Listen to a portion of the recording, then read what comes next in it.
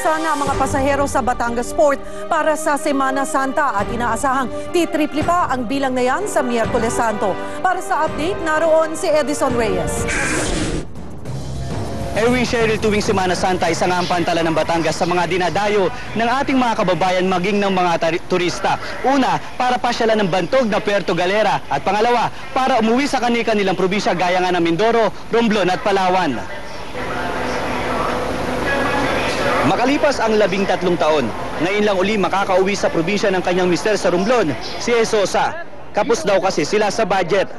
Sagot ngayon ng kapatid ng kanyang asawa, ang pamasahe nilang mag-anak. Sa hirap ng buhay, sir. Wala po kaming pera ng asawa ko, sir. O, bali ngayon lang po kasi hinanap yung asawa ko, nagbigay sila ng pamasahe. Kaya bali ngayon lang po kami makakapasyal doon. Mula sa 9 na oras na biyahe mula Pangasinan, panibagong 9 na oras naman ang biyahe ng pamilya sakay ng Roro. Pero bali wala raw lahat ng ito. Gustong-gusto ko silang makita noon pa, kaso wala nga po kami pera, sir. Kaya ito na po yung pagkakataon na makilala ko sila. Galing Cavite, papunta naman ang Puerto Galera ang mga pinsan ni Dayan. Hindi para mag-beach, kundi para tumulong sa resort ng kanilang tiyahin. Bit-bit pa nila ang paboritong alagang aso. Bali, lang naman kasi tita ko may resort. So, tutulong lang kami kasi marami nga daw tao. Sa datos ng Philippine Coast Guard Batangas, umakyat na sa 86% o higit 13,000 ang bilang ng mga biyahero sa Batangas Pier simula kahapon. Sa normal na araw, umaabot lamang sa 7,000 ang mga pasahero. Pero posible raw maging triple ang bilang na ito hanggang Miyerkules Santo. Kung hindi magbabago yung trend natin, tataas pa yan ng more than 100% or less than 200. Erwin Cheryl, para matugunan naman yung buhos ng mga pasahero papuntang Romblon, ginawa ng 2 biyahe ngayong hapon. Magdamag namang bukas o 24/7 na operational ang Public Assistance Center dito sa Batangas Pier para nga matugunan o masagot yung pangangailangan at reklamo ng mga pasahero maging ng mga turista. Erwin Cheryl. Maraming salamat, Edison Reyes. Samantala, dumadami rin ang dumadagsa sa airport para bumisita sa kanilang mga probinsya at magbakasyon sa mga patok na tourist spot. Kaya naman, dinamihan na ng ilang airline ang kanilang mga biyahe. Kada araw, may live update mula sa airport ang aming kasamang si June Loyola. June! Pagdating ng mga pasahero dito sa NAIA, may mga paalis ng bansa at may mga papunta naman sa iba't ibang lokal na destinasyon sa Pilipinas. Mahaba ang pila mula Gate 1 hanggang Gate 5. Sunod-sunod din ang dating ng mga sasakyan na nagbababa ng mga pasahero. Ang pamilya Guanzon, dumating dito 4 na oras na mas maaga sa kanilang flight. 2 linggo silang magbabakasyon sa Hong Kong. Kasi ito binigyan ng schedule sa amin eh. Siyempre pag Huwebes Santo, kaya Biyernes Santo. Matao. Kaya delikado magbiyahe. Umuwi pa mula England ang Pinay nurse na si Juliet Bacomo. Pina-absent pa raw niya sa trabaho ang kanyang mga kasama para masulit daw nila ang 1 linggong bakasyon sa Bacolod. Mahirap sa biyahe, di ba? Pag masyadong holiday na, masyadong mahirap sumakay. But anyway, ito yung binook talaga namin na tickets para convenience sa mga bata din. Maramihan sa mga flight, fully booked na. Kaya ang flights ng Cebu Pacific pa Boracay gagawing 14 times a day. 2 flight naman kada araw sa Coron at 3 beses ang trip papuntang Naga kada araw. Sa pagdami ng mga pasahero, biglang nag-ikot sa paliparan si NCRPO Chief Director Nicanor Bartolome para mag-inspeksyon. Nagpakalat din ng bomb sniffing dogs. Paniniguro ni Bartolome, walang masamang loob na makakalusot sa mas pinahigpit na seguridad sa mga paliparan. Kinakailangan na lahat ng precautionary measures ay magawa. Yung redundancy ay napakahalaga. Hindi dapat lamang mag-rely dun sa unang point of inspection. Dapat merong mga kasunod pa. Erwin, 10% daw ang itinaas ng bilang ng mga pasahero na dumating ngayon kumpara sa mga normal na araw. At inaasahan na pagdating ng Miyerkules hanggang Huwebes Santo ay posibleng dumoble o di kaya maging triple ang bilang ng mga pasahero. Erwin. Maraming salamat sa iyo, June Loyola.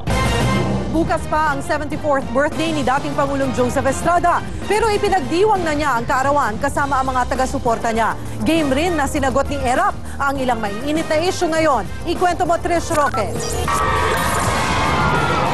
Mainit na sinalubong ng mga residente ng Payatas si dating Pangulong Joseph Estrada.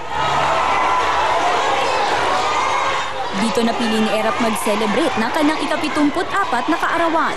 Namigay siya ng bigas, noodles, delata at biskwit. Ito'y panata ko na eh.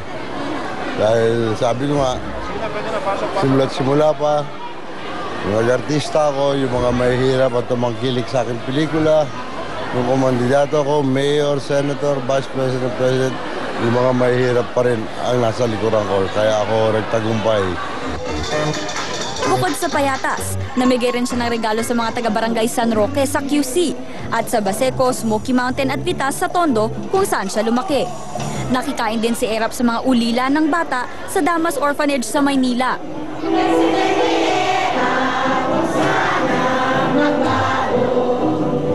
Special number naman ang regalo ng mga bata sa kanya. Wish ko lang na sana lumakas pa siya. Maraming birthday pa ang abutin niya. Sana po, mahaba pa ang buhay niya ng mahabang-mahaba para maraming sila lalong matulungan. Kahit citizen Erap na, ang birthday wish pa rin ng dating Pangulo ay para sa mga may hirap. Pangarap ko lang ay mabawasan ng kahirapan ng ating mga mamamayan at maging matahimik ang ating bansa para umunlad. Pero kahit birthday niya, hindi pa rin nakaiwas ang dating Pangulo sa mga isyu, gaya na lang ng pagbabalik ni Senador Panfilo Lacson. Nagkasira ang dalawa matapos atakihin ni Lacson si Erap sa kanyang privilege speech sa Senado noong September 2009. Inungkat noon ng senador ang umano'y koneksyon ni Erap sa Weteng at ang posibleng kinalaman ni Erap sa Oakland Delta o ang umano'y planong pagpatay sa PR man na si Bobby Dacer. Di mabuti naman at lumabas na siya at maharap niya ang lahat ng mga akusasyon sa kanya. May patutsada rin si Erap kay dating Pangulong Gloria Arroyo. Palagay ko hindi naman nanggigipit. Dapat harapin niya lahat yung mga akusasyon sa kanya katulad ng ginawa ko. Hindi ako umalis. Kaya naman payo niya kay Pinoy, pagpatuloy niya ang laban sa mga korap na mga matiwaling mga opisyal ng ating gobyerno. Trish Roque, News 5. Bumuelta ngayon si Solicitor General Anselmo Cadiz sa pambabatikos daw sa kanya tungkol sa kahinatnaan ng Dacer Corbito murder case. Pero git ng kampo ng witness na si Mancao, nagkulang ang pamahalaan sa pagtulong sa kanilang ipanalo ang kaso. Andrea Bautista, ikwento. Ubos na raw ang pasensya ni Solicitor General Anselmo Cadiz sa kaliwat ka ng pambabatikos ng kampo ng pamilya Dacer at ni Cesar Mancao. Kaya giit ngayon ni Cadiz, muling umpisahan ang investigasyon sa Dacer Corbito double murder case. We are urging the Department of Justice to continue to reinvestigate this, to gather more evidence, to strengthen the case, and to know exactly who are liable.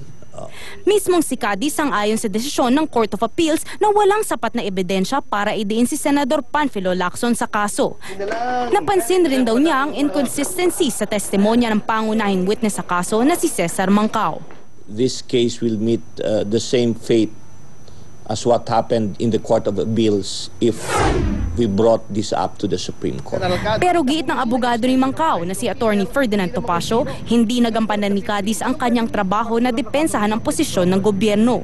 Duda na rin si Topacio kung saan talaga panig si Cadiz. Kaya pinag-aaralan na daw niya ang pagsampa ng kriminal na kaso laban dito. I think the Solicitor General should be called to account for his inaction. So we're still studying it under the Anti-Graft and Corrupt Practices Act. Noong nakaraang linggo, inakyat na ng kampo ni Dacer at Mancao ang kaso sa Supreme Court. Pakiramdam daw nila, iniwan sila sa ere ng gobyerno sa pag-apela sa kaso. Naintindihan naman daw ni Justice Secretary Laila De Lima ang hinanakit ng pamilya Dacer at Mancao. Kaya susubukan daw niyang ayusin ang dalawang kampo. We understand that. We understand that. But dumulog naman sila sa Supreme Court na and we will be monitoring very closely also kung ano ang magiging aksyon ng Supreme Court. Andrea Bautista, News 5. Susunod sa aksyon, matapos isiwalat ang bentahan ng alak at droga, pati espesyal na selda nabibili na rin sa bilibid. Alamin ang latest na sitwasyon sa mga daan ngayong dagsa ang mga nag-uuwi ang biyahero. Bilang ng mga nagpapaanal ng kasal, dumarami, karamihan sa kanila mga babae pa. Kapatid ni Sally Ordinario at umano'y recruiter niyang si Tita Kakayan, nagkasagutan sa pagdinig ng DOJ. Singer na si Lady Gaga nahulog sa upuan habang nagko-concert. George Michael may special wedding gift para kina Prince William at Kate Middleton. Tuloy ang paglilibot ni Ariel and Maverick sa Hong Kong.